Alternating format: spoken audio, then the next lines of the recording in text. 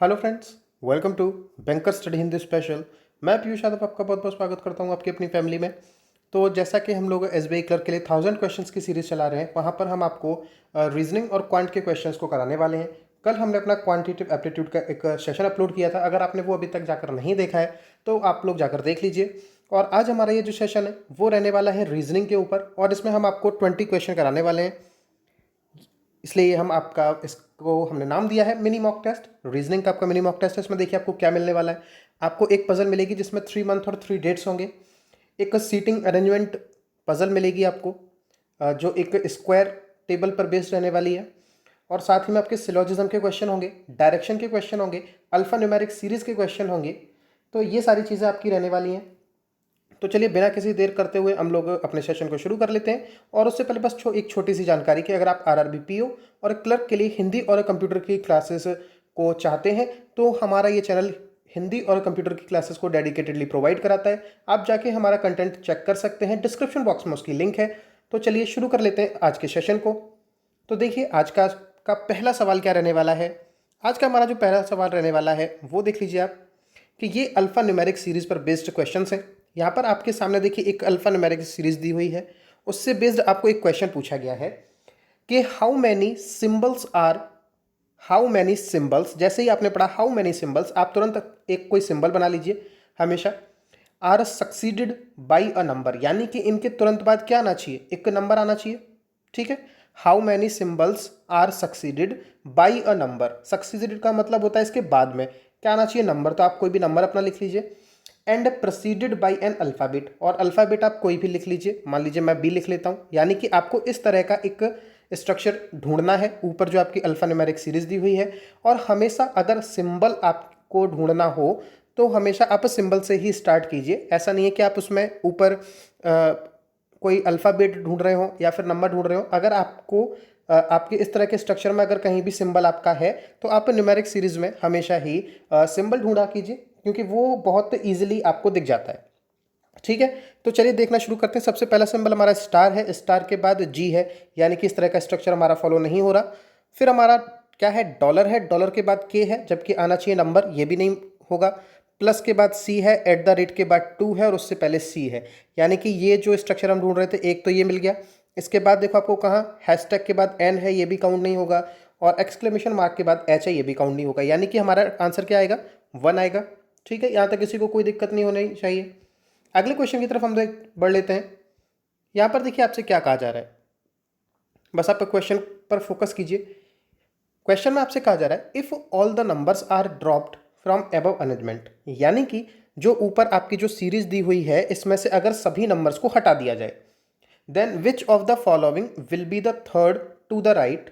Right से कौन सा होना चाहिए, third of the fifth element from the left hand, यानी कि लेफ्ट से फिफ्थ एलिमेंट। तो अगर इस तरह का स्ट्रक्चर है तो आप क्या करते हो, लेफ्ट और राइट आपस में जुड़ जाते हैं, और जो स्टार्टिंग में लिखा होता है उसके हिसाब से आपको करना होता है। तो लेफ्ट से 8 आपको देखना है और आपको नंबर नहीं देखना है कोई, इस बात को आपको ध्यान रखना है। तो क्या हो जाएगा, टी पहला 1 2 3, सॉरी 1 2 3, नंबर छोड़ देंगे 4 5 6 7 8, यानी कि हमारा आंसर क्या हो जाएगा, एट द रेट। ठीक है, क्योंकि नंबर्स को ड्रॉप किया गया था और हमें फिर लेफ्ट से 8वां देखना था, तो हमारा जो आंसर हो जाता वो एट द रेट हो जाता। चलिए अगले क्वेश्चन की तरफ हम लोग बढ़ लेते हैं।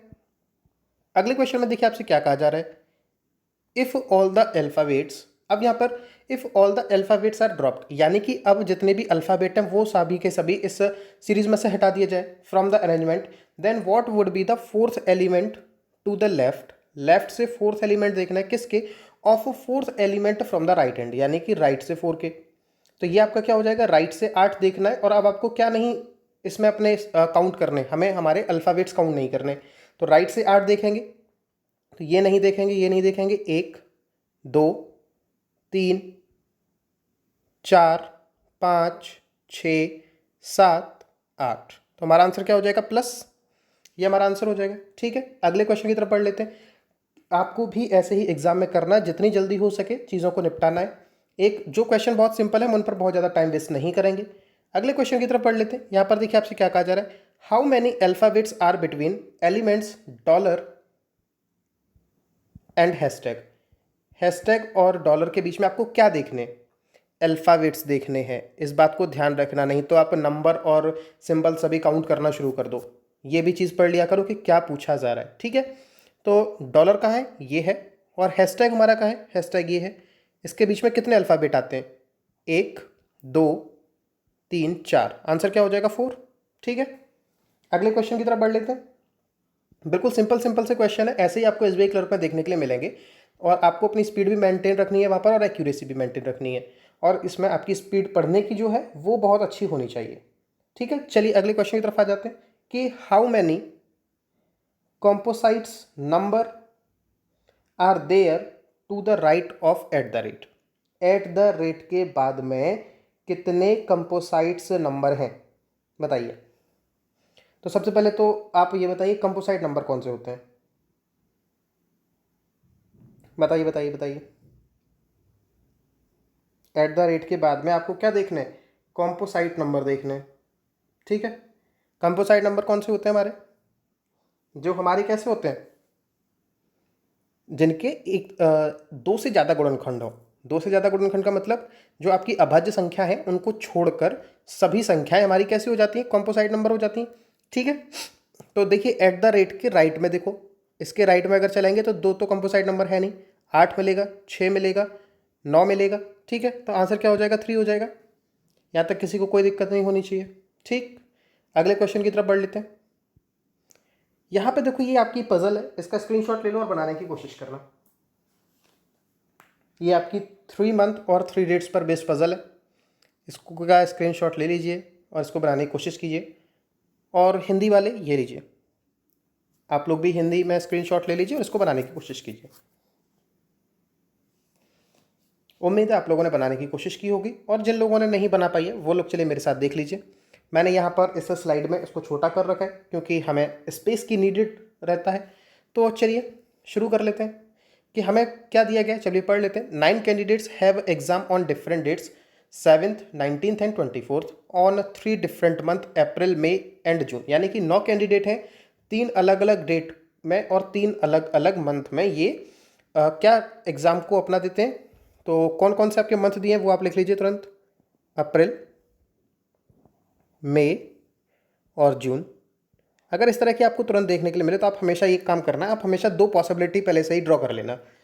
जैसे ही आपने इस तरह की पजल देखी आप तुरंत 2 पॉसिबिलिटी ड्रॉ कर लीजिए, क्योंकि हमेशा ही एग्जाम में प्रीलिम्स लेवल में हमेशा आपका 2 पॉसिबिलिटी से काम चल जाता है। कभी कभी कोई पजल ऐसी आती है जहाँ पर 2 से ज़्यादा पॉसिबिलिटी आपको लेनी पड़ती है, तो नॉर्मली आप 2 तो बना ही लीजिए, ठीक है। और कौन कौन सी हमें डेट दे रखी है, 7 और 19 और 24। और एक पॉसिबिलिटी के लिए हम और ले लेते हैं 7, 19 और 24, ठीक है। अब आगे हम पढ़ना शुरू करते हैं कि 3 candidates have exam between H and F. H और एफ के बीच में 3 कैंडिडेट हैं, तो हमने इस तरह से ड्रॉ कर लिया। हमें नहीं पता कौन ऊपर होगा कौन नीचे, यानी कि कौन पहले और कौन बाद में, हमें नहीं पता। फिर जी हैज़ एग्ज़ाम आफ्टर बी। जी का जो एग्ज़ाम है वो कब है, बी के बाद में है, तो यानी कि बी का पहले होगा। And B for G but B for A, तो जी का जो एग्ज़ाम है वो ए से पहले, हमने इस तरह से लिख लिया। अगला देखो, J has exam immediately before F. J का जो एग्ज़ाम है वो कब है, एफ से इमीडिएटली बिफोर, यानी कि जे और एफ, इस तरह से लिख लीजिए आप बिना किसी गैप के, ठीक है। फिर D's exam is immediately after E exam but in different months. जो डी का एग्ज़ाम है वो ई के तुरंत बाद में है लेकिन अलग अलग महीने में है। यानी कि ऐसा कब पॉसिबल है, ई यहाँ हो तो डी यहाँ हो जाए, या फिर ई यहाँ हो तो डी यहाँ हो जाए। इन 2 पॉसिबिलिटी के अलावा तो कोई और पॉसिबल है नहीं, तो यही हम अपनी बना लेके चलते हैं, ठीक है। एक बार हमने ई यहाँ रखा तो डी हमारा कहाँ हो जाएगा, यहाँ हो जाएगा। एक बार आप ई यहाँ रख लो और डी यहाँ हो जाएगा, ठीक है। तो डी का एग्ज़ाम ई के जस्ट बाद में है और अलग अलग मंथ में, तो केवल यही पॉसिबिलिटी हो सकती है। उसके बाद देखते हैं कि B and A together don't have exam on same date. जो बी और ए हैं उनका जो एग्ज़ाम है वो कब नहीं है, वो सेम डेट पे नहीं है, यानी कि बी एंड ए काट दीजिए सेम डेट। अब हमें नहीं पता कौन सी होगी, ठीक है। आगे चलिए, C has exam immediately after H. And none of them have exam on 7th, यानी कि 7 तारीख को सी और एच दोनों का ही एग्ज़ाम नहीं है। सी और एच का एग्ज़ाम काट दीजिए, 7 को नहीं है। और किस तरह से कि सी का जो एग्ज़ाम है इमीडिएटली आफ्टर एच है, तो एच और सी कुछ इसी तरह से होगा। ठीक है, तो अब आप देखिए आप कहाँ से अपनी पजल को शुरू कर सकते हैं। आपके सामने आपको ये पता है कि एच, सी और एफ ये चीज़ें आपको पता है, तो एक बार हम एच और सी को रखने की कोशिश करते हैं। और हमें ये पता है कि एच और सी है वो 7 पे नहीं आएगा, तो जिसके बारे में ज़्यादा जानकारी पता है उससे वहाँ से हम शुरू करेंगे। तो एच और सी की कहाँ पॉसिबिलिटी हो सकती है। अगर मैं एच इस जगह पर लेने की कोशिश करता हूँ, मैं इनका चेंज कर लेता हूँ कलर। अब देखो, अगर मैं एच को यहाँ लेता हूँ तो सी मेरा यहाँ हो जाएगा और 3 छोड़ना पड़ेगा, तो 1 2 3। तो यहाँ पर आप क्या नहीं रख सकते, आप एफ नहीं रख सकते, और एच आप यहाँ ले नहीं सकते, एच आप यहाँ नहीं ले सकते, तो एच आप कहाँ लेंगे, एच यहाँ लेंगे और सी यहाँ लेंगे। ठीक है, और 3 अगर छोड़ते हो तो 1 2 3 आपका यहाँ पे एफ आ सकता है, और एफ से ठीक पहले आपको जे लेना है, तो वो पॉसिबल नहीं होगा। तो 1 2 3 आपका जो एफ है वो यहाँ आ जाएगा और एफ से ठीक पहले जे आ जाएगा। ये तो इसके लिए हो गया। अब इसमें अगर देखते हो तो एच अगर आपने यहाँ लिया तो हमारा एफ कहाँ आ जाएगा, एच अगर मैंने सपोज यहाँ लिया तो सी यहाँ हो जाएगा, एफ यहाँ हो जाएगा। ठीक है, और जे हमारा कहाँ हो जाता, यहाँ हो जाता। और अगर एच आपने यहाँ लिया होता, सपोज एच अगर आपने यहाँ लिया होता तो एच के बाद आप सी नहीं ले सकते थे। ठीक है, और एच मान लीजिए आपने यहाँ लिया होता तो सी आप यहाँ लेते, फिर 1 2 3 और छोड़ के आप एफ नहीं रख सकते थे। यानी कि एच की जो पॉसिबिलिटी थी इस कंडीशन में वो कहाँ थी, केवल और केवल जून 19 में थी। ठीक है, तो इनको अच्छी तरह से बना देते हैं। एच हमारा यहाँ हो सकता है, सी यहाँ और एफ यहाँ। तो हमने ये हमारा लिख गया और हमने ये भी ले लिया है। और उसके बाद क्या है, एफ से ठीक पहले हमें जे रखना है, एफ से ठीक पहले हमें जे रखना है। ठीक है, अब आपको ये स्ट्रक्चर अपना बचा है वो आप लिख दीजिए, बी जी और ए, यहाँ पे भी बी जी और ए। और हमें क्या पता है, बी और जो ए है वो सेम डेट पे नहीं आएंगे, और यहाँ पे हमें यहाँ पे सेम डेट में देखते हैं तो हमारा ये गलत हो जाएगा, और ये वाला जो हमारा कंस्ट्रक्शन है वो सही हो जाएगा। ठीक है, इस तरह से आपको बिल्कुल ईजिली इस पजल को आप लेके चल सकते थे बहुत अच्छी अप्रोच के साथ। ठीक है, तो चलिए अगले क्वेश्चन की तरफ हम लोग बढ़ लेते हैं। आप सबको ये चीज़ पसंद आई होगी। अगर आपको वीडियो पसंद आ रही है तो लाइक कर दीजिए और शेयर कर लीजिए, और जितना हो सके आपने अगर नए हैं चैनल पर तो आप सब्सक्राइब भी कर सकते हैं। अब यहाँ पे देखो ये आपका क्या है, यहाँ पे आपसे कहा जा रहा है 6 पर्सन्स। यहाँ पे मैंने इसकी हिंदी नहीं दे पाई है, लेकिन मैं आपको इसकी हिंदी बता देता हूँ कि 6 पर्सन से उनके आपके नाम दिए गए हैं, और उनको उनके भार के हिसाब से, उनके वेट के हिसाब से आपको अरेंज करना है। तो 6 लोग हैं, तो सबसे पहले हम 6 लोगों को बना देते हैं, 6 5 4 3 2 और 1। मैं इस तरह से बनाता हूँ, आप चाहे जैसे करते हो आप उस तरीके से करने की कोशिश कीजिए। तो आपसे क्या कहा जा रहा है, राज इज़ हैवियर देन रिजवान। तो जो राज है वो हैवियर है किससे, रिजवान से, एंड शान और शान से। इसी तरह से आप लिखेंगे। और शान इज़ द लाइटेस्ट पर्सन, यानी कि शान यहाँ हो जाएगा, ये आपका लाइटेस्ट पर्सन हो जाएगा। Rajiv is heavier than Rizwan, जो राजीव है वो रिजवान से बड़ा है, तो रिजवान से बड़ा है तो यहाँ पे राजीव। ठीक है, ये आपका राजीव हो गया।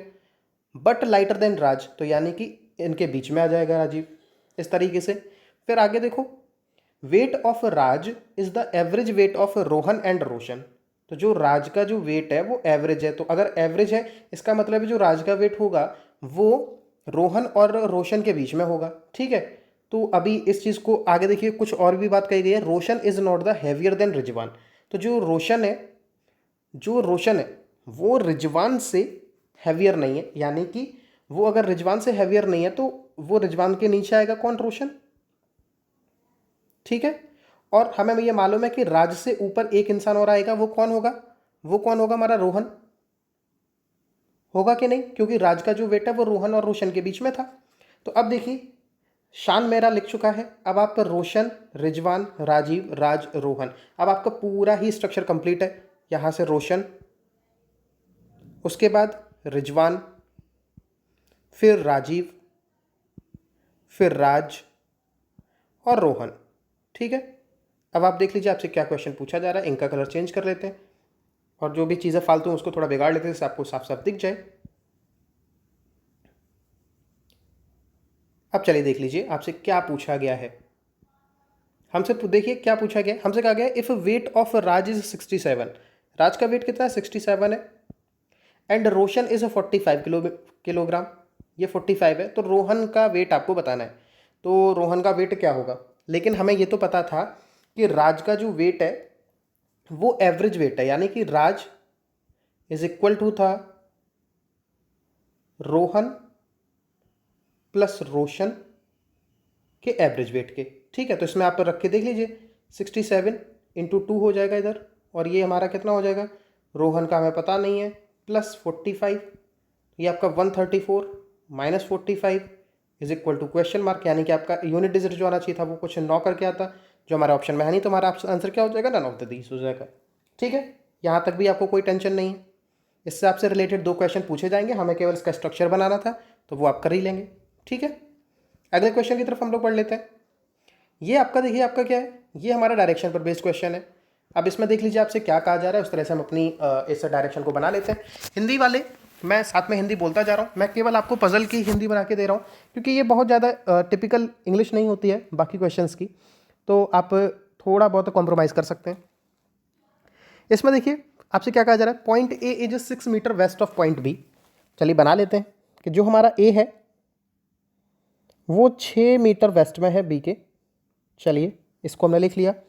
विच इज़, यानी कि B is 5 metre south of C, यानी कि सी के साउथ में 5 मीटर कौन है, बी है। पॉइंट ई, फिर पॉइंट एफ आया है, तो अभी ए सी बी में से किसी की बात नहीं चल रही है। अब आप देख लीजिए ए सी बी की बात इसमें कौन सी लाइन में आ रही है, यहाँ पर डी है, यहाँ पर ई है, फिर सी है, हाँ यहाँ पर सी है, कि point C is 6 metre west of point D. तो ठीक है, ये आपने बना लिया कि सी है वो डी के 6 मीटर वेस्ट में है। ठीक है, अब डी से रिलेटेड कोई जानकारी कि पॉइंट डी जो है वो 9 मीटर नॉर्थ में है पॉइंट ई के, तो इस तरह से होगा, यहाँ पे ई होगा, और ये अगर हमारा 5 है तो ये 4 होगा। ठीक है, फिर ई से रिलेटेड क्या इन्फॉर्मेशन है कि पॉइंट जो ई है वो 6 मीटर वेस्ट में है पॉइंट एफ के, वेस्ट में है एफ के, तो इस तरह से होगा 6 मीटर। ठीक है, और आपसे क्या कहा गया है कि 12 मीटर साउथ में है पॉइंट एफ, किसके, जी के साउथ में है, यानी कि 4 और 5 9, यहाँ तक तो आपका कितना हो जाएगा, 9 हो जाएगा। और इससे जब आप 3 और अगर आगे चले जाएंगे तो आपको क्या मिलेगा, जी मिलेगा। ठीक है, अब आपसे देखिए पूछा क्या जा रहा है, what is the shortest distance between point A and the point which is 3 metre west of point G, कि आपको ए से उस पॉइंट की दूरी बतानी है, शॉर्टेस्ट डिस्टेंस जो जी से 3 मीटर वेस्ट में है। तो जी से 3 मीटर वेस्ट का मतलब क्या होगा, यहाँ, और ये अब आपको बताना है कि ये कितना है। ठीक है, तो यहाँ पर आप देख लीजिए, ये आपका 5 था, ये 3 था, और उसके बाद ये अगर टोटल हमारा कितना था, ये हमारा टोटल था 6, उनमें से 3 ये है, तो यहाँ 3 होगा, ये आपका 6 हो गया, और 6 यहाँ, यानी कि आपका कुछ इस तरह से स्ट्रक्चर बनेगा। यहाँ पे ये आपका 15 होगा, ये आपका कितना हो जाएगा, 5 और 3 8 हो जाएगा। आपको ये डिस्टेंस बतानी है, तो ये हमारा किसके बराबर हो जाएगा, 15 का स्क्वायर प्लस 8 का स्क्वायर, यानी कि 289, और ये किसका अंडर रूट होता है, 17 का। ठीक है, तो ये बिल्कुल सिंपल तरीका, इससे भी रिलेटेड आपके कोई 2 क्वेश्चन आराम से आपसे बनेंगे, तो इन्हें आप इजीली बना सकते हो, जैसा जैसा आपसे कहा जाए वैसे वैसे आपको करना है। ठीक है, अगले क्वेश्चन की तरफ हम लोग बढ़ लेते हैं। आपसे क्या कहा जा रहा है, यहाँ पर हमारा हमसे सिलोजिज्म पूछा जा रहा है, तो आइए चलिए सिलोजिज्म को आप कंप्लीट करिए।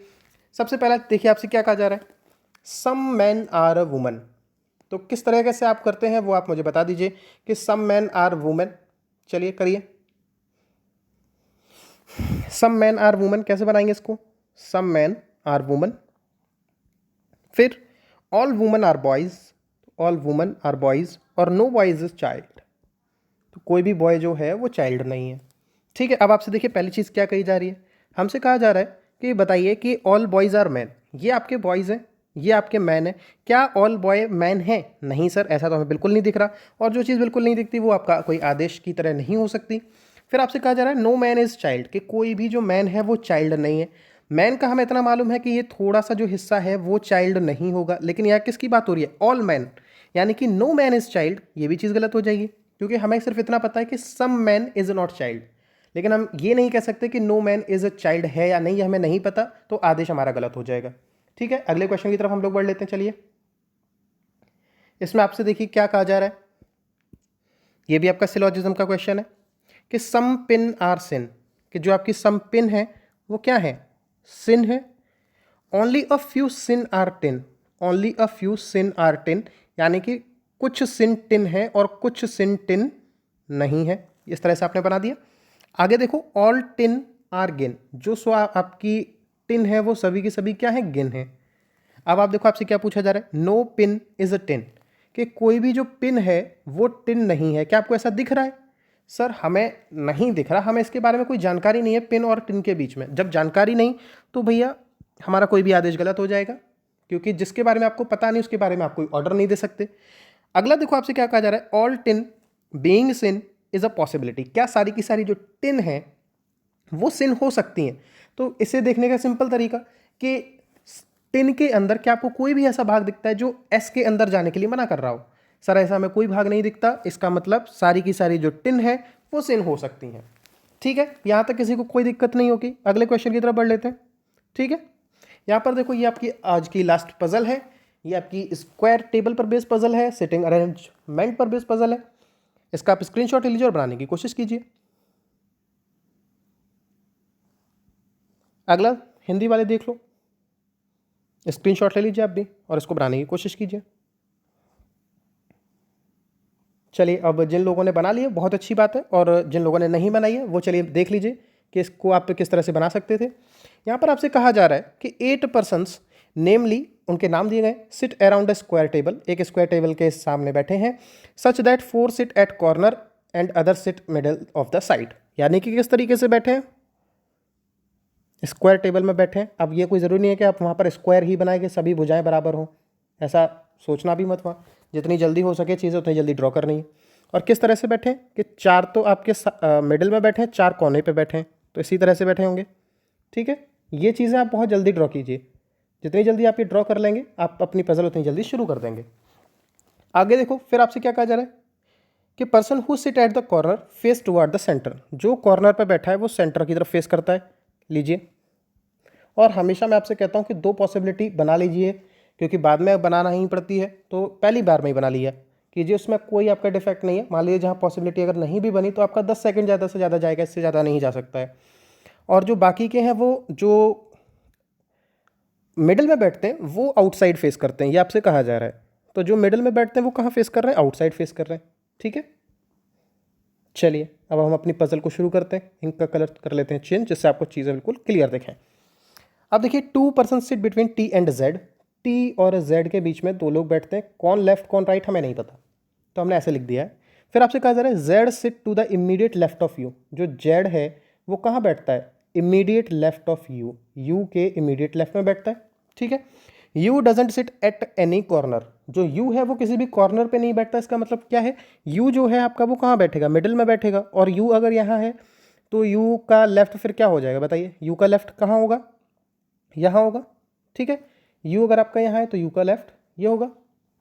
फिर आगे देखो, 1 person sit between you and S, एक पर्सन है जो यू और एस के बीच में बैठता है, और S sits to the immediate left of x.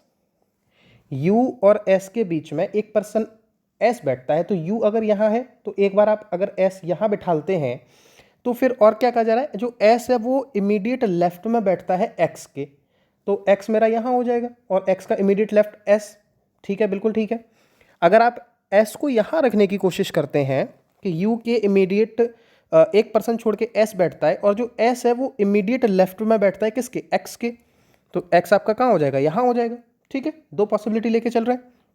फिर आपसे क्या कहा जा रहा है कि neither V nor W sits opposite to X, V और डब्ल्यू एक्स के अपोजिट में नहीं बैठते हैं, तो यहाँ पे भी वी और डब्ल्यू नहीं आएंगे, और यहाँ पे भी वी और डब्ल्यू आपके नहीं आएंगे, ये हमने लिख लिया। आगे देखो, V and W sit adjacent to each other, तो जो वी और डब्ल्यू हैं वो एक साथ बैठेंगे, तो वो कहाँ हो सकते हैं, अब यहाँ पे तो हो नहीं सकते क्योंकि यहाँ पे आप उन्हें साथ में नहीं बिठा सकते, तो कहाँ होंगे, या तो वी डब्ल्यू यहाँ होंगे या फिर वी डब्ल्यू यहाँ होंगे, और ऐसे ही यहाँ पे भी वी और डब्ल्यू या तो यहाँ होंगे या फिर वी और डब्ल्यू यहाँ होंगे। ठीक है, और तो इसकी कोई पॉसिबिलिटी है नहीं, और कहाँ पॉसिबिलिटी बन सकती है बताइए, इसमें आपकी एक पॉसिबिलिटी और बन सकती है कि वी और डब्ल्यू आपके कहाँ हो सकते हैं, यहाँ हो सकते हैं। इस तरीके से वी डब्ल्यू यहाँ बैठे हों, वी डब्ल्यू यहाँ यहाँ बैठे हों और यहाँ बैठे हों। ठीक है, तो चलो अभी बना लेते हैं। फिर आगे आपसे देखिए क्या कहा जा रहा है, W sits adjacent to neither T nor X. तो जो डब्लू है ना तो टी के और ना ही एक्स के पास बैठेगा। तो जो डब्लू है, अगर आपने मान लीजिए टी और जेड के बीच में कितने लोग बैठा लेते थे, 2 लोग बैठा लेते। तो जेड अगर आपका यहाँ पर है तो आपको टी कहाँ बैठाना पड़ेगा, 1 2 छोड़ के आपको टी यहाँ बैठाना पड़ेगा, और टी के लिए यहाँ जगह नहीं बचती, तो ये आपकी पॉसिबिलिटी गलत। अब इसमें हमें टी कहाँ बैठा सकते हो आप जेड के बाद टी को कहाँ बैठा सकते हो बताइए। इसमें थोड़ा सा हम बिगाड़ लेते हैं क्योंकि ज़्यादा लिख गया है।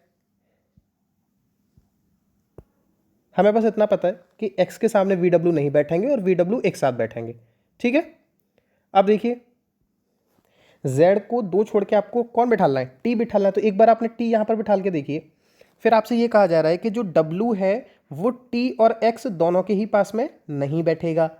तो और वी डब्ल्यू आपके फिर कहाँ बैठ सकते थे, v और w जो है वो t के पास नहीं बैठेगा। ठीक है, तो W आप यहाँ बैठा लीजिए और W के साथ में किसको बैठाना था, V को बैठाना था। एक पर्सन कोई बच रहा होगा वो आप यहाँ बैठा लीजिए। इस तरह से आपकी पजल बन जाएगी। ठीक है, यहाँ तक कोई दिक्कत नहीं है। और कुछ लोग कह रहे हो कि सर आपने तो डायरेक्ट बैठा दिया, अभी मान लीजिए हम T दूसरी जगह बैठालते, तो एक बार मैं आपको दिखा देता हूँ कि वो कैसे गलत हो जाएगी पजल। मान लीजिए यहाँ पर T नहीं होता तो इन चीज़ों को भी हटा दीजिए। ठीक, अब देखिए अभी हमने T को यहाँ रखा था, अब हम T को यहाँ रखने की कोशिश करते हैं। अब हमसे कहा जा रहा है कि V जो W है वो T और X दोनों के पास में नहीं बैठेगा। तो W आप यहाँ नहीं बिठाल सकते, W आप यहाँ भी नहीं बिठाल सकते, तो फिर W के लिए जगह कोई बचती नहीं, इसलिए ये गलत हो जाती। यानी कि इससे पहले जो हमने पजल बनाई थी, जो हमारा स्ट्रक्चर था वो पूरी तरह से सही था। ठीक है, तो यहाँ भी आपको कोई दिक्कत नहीं हुई होगी। 2 पॉसिबिलिटी लेके चलने की हमने हमेशा कहा है आपसे कि 2 पॉसिबिलिटी लेके अगर आप चलेंगे तो आपकी चीज़ें बहुत जल्दी शॉर्ट आउट हो जाएंगी। तो अगर आपको ये वीडियो पसंद आई है तो चैनल को प्लीज़ वीडियो को लाइक कीजिए और सब्सक्राइब कीजिए। कुछ दिनों से बिल्कुल ही सब्सक्राइबर का जैसे अकाल सा पड़ गया है। 744 पर हम बहुत दिनों से अटके थे, आज कुछ 1-2 सब्सक्राइबर बढ़े। ऐसा ना हो कि हम अगले साल में 1000 सब्सक्राइबर पार करें। हम सोच रहे थे कि शायद अप्रैल के लास्ट तक हम शायद 1000 पार कर जाएंगे, लेकिन कोई नहीं। आप अपना सपोर्ट बनाए रखिए, सब्सक्राइब कीजिए, शेयर कीजिए ज़्यादा से ज़्यादा। और अगर आप हिंदी और कंप्यूटर को पढ़ना चाहते हो, हिंदी और कंप्यूटर और साथ में इस तरह के सेशंस मैथमेटिक्स के और इंग्लिश के भी, अगर आप कहेंगे तो मैं इंग्लिश के भी शुरू कर सकता हूँ। और साथ ही में अगर आप रीजनिंग के सेशन भी चाहते हो तो आप बता दीजिए। और स्पेशलिटी हमारी हिंदी और कंप्यूटर की, आप जाके हमारा प्लेलिस्ट चेक कर सकते हैं, हम किस तरह का कंटेंट आपको प्रोवाइड करा रहे हैं। और एक जानकारी, अगर आप हमसे टेलीग्राम पर जुड़ना चाहते हैं तो टेलीग्राम की ग्रुप की भी लिंक मैंने उसमें दे रखी है। यहाँ पर आपको क्या मिलेगा, यहाँ पर आपको बहुत सारी ई बुक्स मिल जाती हैं। अभी 1-2 दिन पहले ही मैंने वहाँ पे 3500 मैंने सिंप्लीफिकेशन और अप्रॉक्सीमेशन के क्वेश्चंस डाले हुए हैं। तो बस आप लोग जुड़ जाइए, वहाँ पर आपको डेली क्लास की अपडेट मिल जाती है और बहुत सारी ई बुक्स और PDF मिल जाती हैं, जिससे आप लगातार अपनी प्रैक्टिस को कर सकते हैं। तो चलिए मिलेंगे अगली सेशन में, तब तक के लिए goodbye, God bless you all. और आप लोग सभी लोग अपना ध्यान रखिए, क्योंकि ये जो चल रहा है वो किसी को नहीं पता क्या है, लेकिन आप अपनी सुरक्षा खुद ही रखिए और किसी के भरोसे ना रहिए।